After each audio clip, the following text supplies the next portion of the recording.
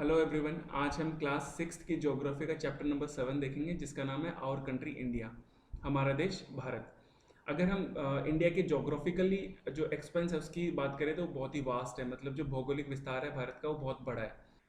सबसे पहले हम इंडिया की बेसिक चीज़ें देखेंगे, जैसे एरिया। इंडिया का एरिया कितने एरिया में फैला हुआ है? 32,87,263 स्क्वायर किलोमीटर।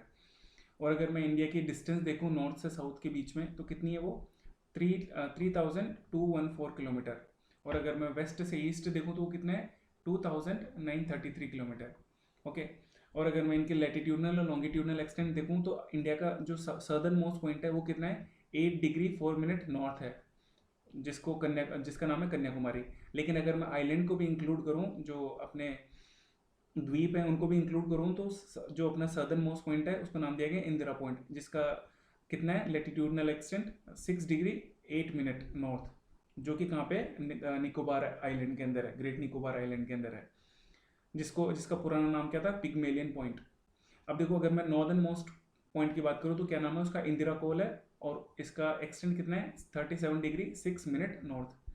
अगर मैं वेस्टर्न मोस्ट पॉइंट की बात करूँ तो उसका नाम है गुहार मोती, ये रन ऑफ कच्छ में है, जिसका लॉन्गिट्यूडनल एक्सटेंट कितना है? 68 डिग्री 7 मिनट ईस्ट। और अगर मैं ईस्टर्न मोस्ट पॉइंट की बात करूँ तो कितना है? 97 डिग्री 25 मिनट ईस्ट। ओके, ये कीबिदु एक गांव है अरुणाचल प्रदेश में। तो देखो, ये तो हो गई बेसिक चीज़ें। अब देखते हैं जो ट्रॉपिक ऑफ कैंसर है वो अपने 8 स्टेट्स को काटती है। कौन कौन से? देखो, अगर मैं लेफ्ट टू राइट जाना है या राइट टू लेफ्ट जाना है, आपको इसी सीक्वेंस में याद करना है। देखो, ये आ गया मिजोरम, ये त्रिपुरा, ये वेस्ट बंगाल, ये झारखंड, ये छत्तीसगढ़, ये एमपी, ये राजस्थान और फिर गुजरात। या फिर इस तरह से याद कर लो कि गुजरात, राजस्थान, एमपी, छत्तीसगढ़, झारखंड, वेस्ट बंगाल, त्रिपुरा और मिजोरम। तो ये टोटल 8 स्टेट हो गए। सिमिलरली, ये जो अपना इंडियन स्टैंडर्ड मेरिडियन है 82.5 डिग्री ईस्ट, ये कितने स्टेट को काटता है? 5 स्टेट को काटता है। कौन कौन से? ये देखो, यूपी को, यहाँ पे एमपी को काट रहा है, छत्तीसगढ़ को काट रहा है और नीचे आंध्रा को काट रहा है। ओके, तो ये चीज़ें हो गई इनकी बेसिक चीज़ें। और ये इलाहाबाद से होकर गुजरती है। इलाहाबाद में भी मिर्ज़ापुर नाम की एक जगह है, वहाँ से गुजरता है। ये कौन सा? 82.5 ईस्ट। देखो, इंडिया के जो नॉर्थ में है वो क्या है? हिमालयाज हैं। अगर मैं ईस्ट की बात करूँ तो बे ऑफ बंगाल है। अगर मैं वेस्ट की बात करूँ तो अरेबियन सी है। और अगर मैं साउथ की बात करूँ तो कौन सा है? इंडियन ओशियन है। अब हम बात करेंगे इंडिया के नेबर कंट्रीज़ की, जो भारत के पड़ोसी देश हैं उनकी। अगर मैं पड़ोसी देशों की बात करूँ तो ऐसे तो बहुत सारे देश हैं, लेकिन वो देश जो अपने देश के साथ में लैंड बाउंड्री शेयर करते हैं वो केवल कितनी कंट्रीज़ हैं? 7 कंट्रीज़ हैं। 7 ऐसे देश हैं जो इंडिया के साथ में लैंड बाउंड्री शेयर करते हैं। वो कौन कौन से देश हैं? देखो, अगर मैं क्लॉकवाइज डायरेक्शन में जाऊँ तो कौन कौन सा आएगा? पहला पाकिस्तान, फिर अफगानिस्तान। देखो, अफगानिस्तान यहाँ लद्दाख में थोड़ी सी लैंड बाउंड्री शेयर करता है इंडिया के साथ में। फिर आता है चाइना, फिर आता है नेपाल, फिर आता है भूटान, फिर आता है म्यांमार और फिर आता है बांग्लादेश। देखो, आपको भी इसी तरीके से याद करना है या एंटी क्लॉकवाइज डायरेक्शन में याद करना है। इस तरीके से याद करने का देखो फ़ायदा ये है कि आपको एक तो ईजिली याद होंगी चीज़ें, और दूसरा आपको लोकेशंस का पता रहेगा कि कौन सा कंट्री कहाँ कहाँ पर है। अगर हम ये देखें कि सबसे लंबी बाउंड्री कौन शेयर कर रहा है इंडिया के साथ में, तो कौन सा करता है? बांग्लादेश, जिसकी कितनी है? 4096 किलोमीटर। इसको याद रखना है तो कितना? 16 का क्यूब है ये। ओके। फिर करता है चाइना कितना? 3488 किलोमीटर। और फिर करता है पाकिस्तान कितना? 3323 किलोमीटर। देखो, इनके 3 के किलोमीटर याद रखने इंपॉर्टेंट है, आ सकते हैं। फिर चौथे नंबर पे आता है नेपाल, फिर आता है म्यांमार 5वें पे, फिर आता है 6ठे पे भूटान, फिर 7वें पे आता है अफगानिस्तान। देखो, अफगानिस्तान इतनी सी जो बाउंड्री है वो शेयर करता है इंडिया के साथ में। तो सबसे छोटी लैंड बाउंड्री शेयर करता है कौन सा? अफगानिस्तान। और सबसे ज़्यादा कौन सा करता है? बांग्लादेश। अब हम इनको एक एक करके देखेंगे। सबसे पहले हम देखेंगे बांग्लादेश और पाकिस्तान को। देखो, ये इमेज है 1947 के टाइम भारत की। जब भारत आज़ाद हुआ था तो भारत के दो हिस्से हुए थे, एक तो भारत और एक पाकिस्तान। और पाकिस्तान भी दो जगह बना था, एक तो वेस्ट पाकिस्तान और एक ईस्ट पाकिस्तान। ये एक बंगाल का एरिया था जो मुस्लिम मेजोरिटी एरिया था, जो पाकिस्तान में मिलना चाह रहा था। तो इस वजह से इसको ईस्ट पाकिस्तान नाम दे दिया गया। और ये पाकिस्तान से आज़ाद करवाया भारत ने कब? 1971 वॉर के बाद में। उसके बाद में इस जो ईस्ट पाकिस्तान उसका नाम रखा गया बांग्लादेश। ओके। तो जब 1947 के टाइम ये जब भारत आज़ाद हुआ तो इनके बीच में बॉर्डर लाइन खींची गई। और उसने किसने खींची? एक रेड क्लिफ नाम के एक आदमी था, उसने खींची। इसी वजह से इसका नाम क्या पड़ा? रेड क्लिफ पड़ा, रेड क्लिफ लाइन पड़ा। ओके। अब हम देखेंगे बांग्लादेश को कौन कौन से स्टेट अपने टच कर रहे हैं। देखो, सबसे पहले तो करा वेस्ट बंगाल, और ये लॉन्गेस्ट बाउंड्री शेयर कर रहा है किसके साथ? बांग्लादेश के साथ में। फिर करा आसाम, फिर कर रहा है मेघालय, फिर त्रिपुरा और फिर मिजोरम। ओके, तो कितने स्टेट टच करें? 5। बांग्लादेश को, और ये सबसे लंबी बाउंड्री शेयर करता है इंडिया के साथ में, कितनी, 4096। ओके, अब हम देखें पाकिस्तान किन किन स्टेट को टच कर रहा है। देखो ये हो गया गुजरात के पास में, यहाँ पे हो गया राजस्थान के साथ, यहाँ पे हो गया पंजाब, फिर आता है जम्मू, और यहाँ पे आता है लद्दाख। तो कितने स्टेट हो गए, 3 तो स्टेट हो गए और 2 यूटी हो गई, 2 यूनियन टेरिटरीज हो गई। 3 स्टेट कौन कौन से, गुजरात, राजस्थान और पंजाब। और सबसे लंबी बाउंड्री शेयर किसके साथ कर रहा है, राजस्थान के साथ में। और यहाँ पे 2 यूनियन टेरिटरीज कौन सी आ गई, कश्मीर और लद्दाख। ओके, अब हम देखेंगे चाइना को। देखो चाइना के कौन कहाँ कहाँ जो लाइन शेयर कर रहा है, ये जो नीला नीला एरिया है, ये ब्लू है, ये चाइना है पूरा। और ये जो लाइन है इसको क्या बोलते हैं, मैकमोहन लाइन। ये एक मैकमोहन लाइन नाम के आदमी ने खींची थी, इस वजह से इस लाइन को, जो बॉर्डर लाइन खींची गई, उसको क्या बोला गया, मैकमोहन लाइन बोला गया। तो देखो कौन कौन से स्टेट चाइना को टच करते हैं। देखो एक तो लद्दाख हो गया, एक इधर हिमाचल प्रदेश हो गया, उत्तराखंड हो गया, इधर यहाँ पे सिक्किम टच कर रहा है, और इधर अरुणाचल प्रदेश टच कर रहा है। तो कितने स्टेट हो गए, 4 स्टेट हो गए, हिमाचल, उत्तराखंड, सिक्किम, अरुणाचल प्रदेश, और एक यूनियन टेरिटरी होगी कौन सी, लद्दाख। ओके, अब हम देखते हैं नेपाल को। देखो नेपाल की कौन कौन सा टच कर रहे हैं, उत्तराखंड, यूपी, बिहार, यहाँ पे देखो, यहाँ पे वेस्ट बंगाल टच कर रहा है, यहाँ पे सिक्किम। तो कितने स्टेट्स हो गए, 5 हो गए। किसको, नेपाल को। कौन कौन से, उत्तराखंड, यूपी, यहाँ पे फिर बिहार आता है, फिर आता है वेस्ट बंगाल, और फिर आता है सिक्किम। 5 स्टेट हो गए नेपाल के। फिर देखते हैं भूटान को। देखो भूटान टच कर रहा है किसके साथ, यहाँ पे सिक्किम में नीचे टच कर रहा है। बहुत ही कम लैंड एरिया शेयर करता है, लेकिन टच करता है सिक्किम को। तो सिक्किम हो गया, फिर वेस्ट बंगाल, फिर आसाम, और फिर अरुणाचल प्रदेश यहाँ पे टच कर रहा है। तो देखो भूटान के कितने हो गए, 4 हो गए। कौन कौन से, सिक्किम, वेस्ट बंगाल, आसाम और अरुणाचल प्रदेश। अब हम देखते हैं म्यांमार को। देखो म्यांमार किन किन से टच कर रहा है, यहाँ पे अरुणाचल प्रदेश को टच कर रहा है, यहाँ पे नागालैंड को, यहाँ पे मणिपुर को, और यहाँ पे मिजोरम को। तो ये इसके भी कितने हो गए, 4 स्टेट हो गए।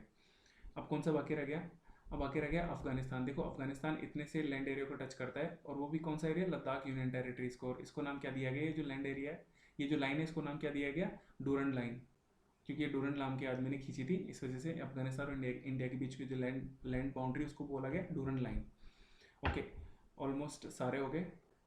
अब हम देखेंगे इंडिया के पॉलिटिकल और एडमिनिस्ट्रेटिव डिवीजन को, राजनीतिक और प्रशासनिक विभाजन को। देखो इंडिया के टोटल 28 स्टेट्स हैं और 8 यूनियन टेरिटरीज है, जिनको केंद्र शासित प्रदेश बोला जाता है। देखो पहले 29 स्टेट थे, लेकिन जो जम्मू एंड कश्मीर है उसको स्टेट से हटा के उनको 2 यूनियन टेरिटरीज में बदल दिया गया, तो 28 स्टेट रह गए। अब देखो 8 यूनियन टेरिटरीज कौन सी हैं, देखो 4 तो ऊपर है और 4 नीचे हैं इधर।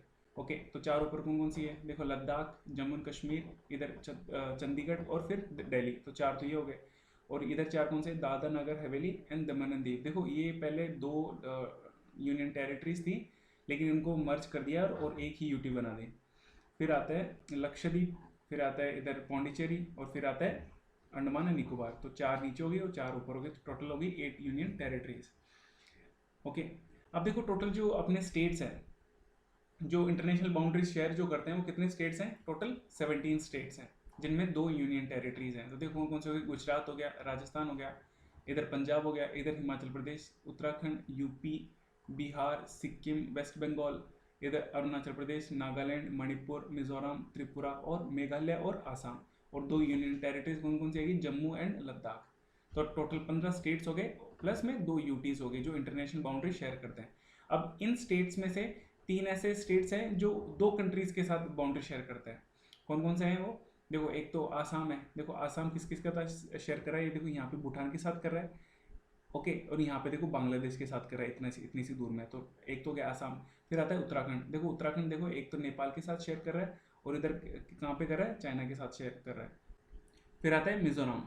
देखो मिजोरम किस किस के साथ शेयर कर रहा है, इधर म्यांमार के साथ और इधर बांग्लादेश के साथ। अब देखो त्रिपुरा जो है तीनों ओर से बांग्लादेश से घिरा हुआ है, और जो मिजोरम है वो भी तीनों ओर से बाउंड्री शेयर कर रहा है, इंटरनेशनल बाउंड्री, लेकिन इधर तो बांग्लादेश के साथ और इधर म्यांमार के साथ में।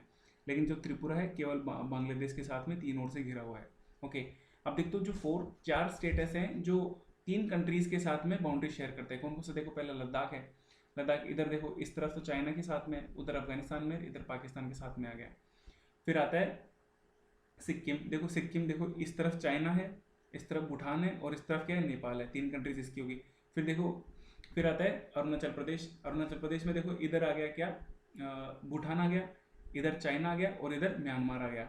फिर आता है वेस्ट बंगाल। देखो वेस्ट बंगाल भी 3 के साथ शेयर कर रहा है। देखो यहाँ पे, देखो यहाँ से तो नेपाल के साथ कर रहा है, इतना तक भूटान के साथ कर रहा है, और यहाँ पे पूरा बांग्लादेश के साथ कर रहा है। ओके, अब देखो 2 स्टेट ऐसे हैं जो कोस्टल लाइन और इंटरनेशनल बाउंड्री दोनों शेयर कर रहे हैं। कौन कौन सा? एक तो गुजरात, यहाँ से पाकिस्तान से टच हो रहा है और इधर कोस्टल लाइन शेयर कर रहा है, और दूसरा है वेस्ट बंगाल, इधर बांग्लादेश के साथ शेयर कर रहा है और इधर कोस्टल लाइन शेयर कर रहा है। ओके, और जो टोटल जो स्टेट्स शेयरिंग स्टेट हैं, वो जो कोस्टल लाइन शेयरिंग कौन से हैं? गुजरात हो गया, महाराष्ट्र, गोवा, कर्नाटका, केरला, तमिलनाडु, आंध्रा, उड़ीसा और वेस्ट बंगाल। अब देखो लैंडलॉक स्टेट कौन कौन से हैं? 5 स्टेट है। कौन कौन से हैं? हरियाणा, मध्य प्रदेश, छत्तीसगढ़, झारखंड और तेलंगाना। लैंडलॉक स्टेट मतलब ना तो कोस्टल एरिया पर हो और ना ही इंटरनेशनल बाउंड्री शेयर करता हूँ। तो वो कितने स्टेट हैं? टोटल 5 स्टेट्स हैं।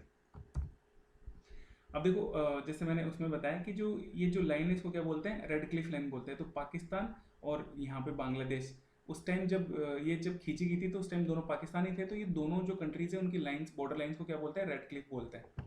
देखो बे और गल्फ में डिफरेंस देखेंगे, जिनको दोनों को हिंदी में खाड़ी बोलते हैं। बस इन दोनों में एक माइनर से डिफरेंस होता है कि जो बे होता है वो जो लैंड एरिया होता है ज़मीन से कम घिरा हुआ होता है, और जबकि जो गल्फ होता है वो बहुत ही ज़्यादा घिरा हुआ होता है ज़मीन से।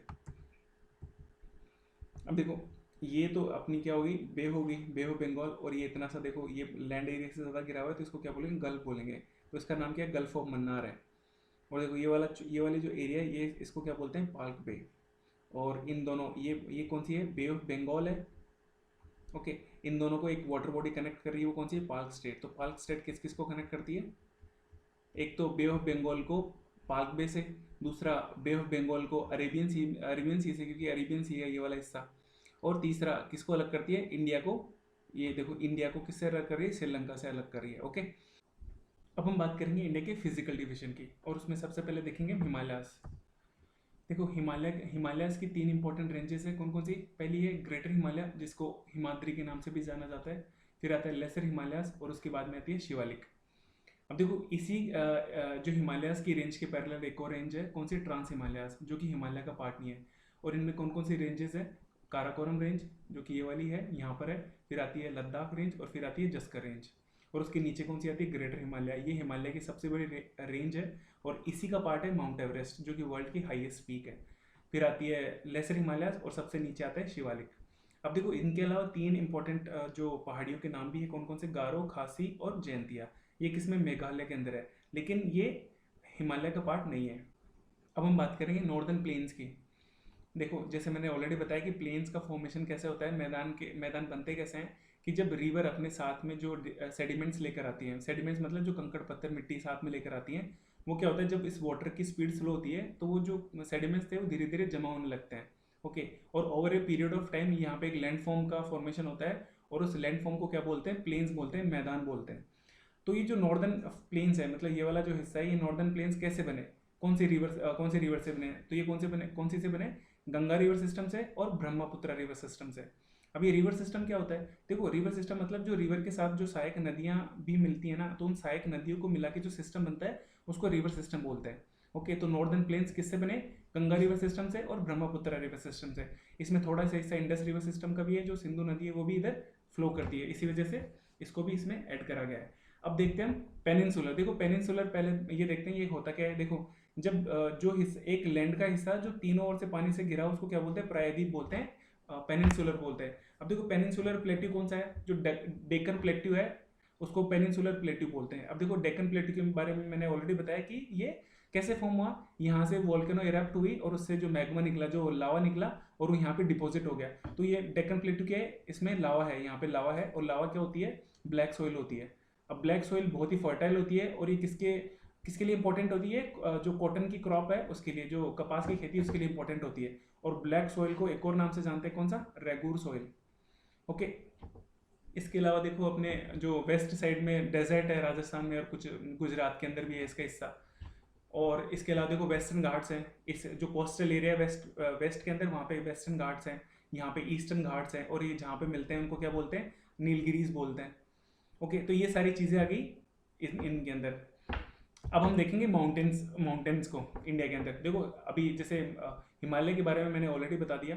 इसके अलावा गारो, खासी और एक और है जयंतिया, ये मेघालय के अंदर है। फिर आती है अरावली रेंज, ये अरावली रेंज किसमें है, मेनली ये राजस्थान के अंदर है, और ये वर्ल्ड की ओल्डेस्ट रेंजेस में से एक है। ओके, और ये किसका एग्जांपल है, ये फोल्ड माउंटेन का एग्जांपल है। ये ओल्ड ओल्ड फोल्ड माउंटेन है, और जबकि जो हिमालयाज है वो यंग फोल्ड माउंटेन्स हैं। और फोल्ड माउंटेन कैसे बनते हैं, जब दो जो प्लेट्स है वो जब कन्वर्ज होती हैं, एक दूसरे की तरफ आती हैं, तभी इनका फोल्ड माउंटेन्स का फॉर्मेशन होता है। फिर इसके अलावा जो विंध्याचल माउंटेन रेंज है, ये क्या करती है, ये इंडिया को दो पार्ट्स में डिवाइड करती है। कौन कौन से, एक तो नॉर्थ और एक साउथ। ओके, इसके पैरेलल में कौन सी है, सतपुड़ा रेंजेस है। ये सतपुड़ा मतलब 7 हिल्स से बना है, जैसे अमरकंटक हो गया, ताप्ती हो गया। ओके, तो ये सारे 7 हिल्स है, उनसे मिलकर क्या बना है, सतपुड़ा बना है। और इन्हीं जो विंध्या और सतपुड़ा के बीच में कौन सी रिवर बहती है, नर्मदा रिवर बहती है। और ये किसमें बहती है, रिफ्ट वैली। रिफ्ट वैली का क्या मतलब हुआ कि पहाड़ों के बीच में से बहना, मतलब जो वैली बनाना। रिफ्ट वैली को हिंदी में क्या बोलते हैं, भ्रंश घाटी बोलते हैं। सिमिलरली एक और भ्रंश घाटी में से रिवर बहती है, कौन सी, सतपुड़ा के पास से बहती है, कौन सी, ताप्ती रिवर। ओके, अब देखो इसके अलावा ये जो वेस्टर्न घाट्स आ गए इधर और ईस्टर्न घाट्स आ गए, और ये मिलते कहाँ पे है, ये मिलते हैं नीलगिरीज में, जहाँ पे अन्नामलाइज की पहाड़ियाँ हैं। ओके, देखो वेस्टर्न घाट और ईस्टर्न का घाट के बारे में एक चीज़ और बताता हूँ कि जो वेस्टर्न घाट है वो कंटिन्यूस है, मतलब ये लगातार है। लेकिन जो ईस्टर्न घाट है वो लगातार नहीं है, मतलब बीच में यहाँ पे कुछ पहाड़ियाँ आ गई, फिर यहाँ पर आ गई, फिर यहाँ पर आ गई, यहाँ पे कुछ है ही नहीं। ऐसा क्यों, क्योंकि जो नदियाँ बहती हैं, जो ईस्ट की तरफ जो नदियाँ बहती हैं, वो बहुत सारी नदियाँ बहती हैं, और उन नदियों से क्या हुआ कि इनका कटा हुआ, इरोजन हुआ, और इरोजन होने से वो जो मतलब ऐसे टुकड़ों में बट गई है, जो ईस्टर्न घाट है इस तरह से टुकड़ों में बट गया।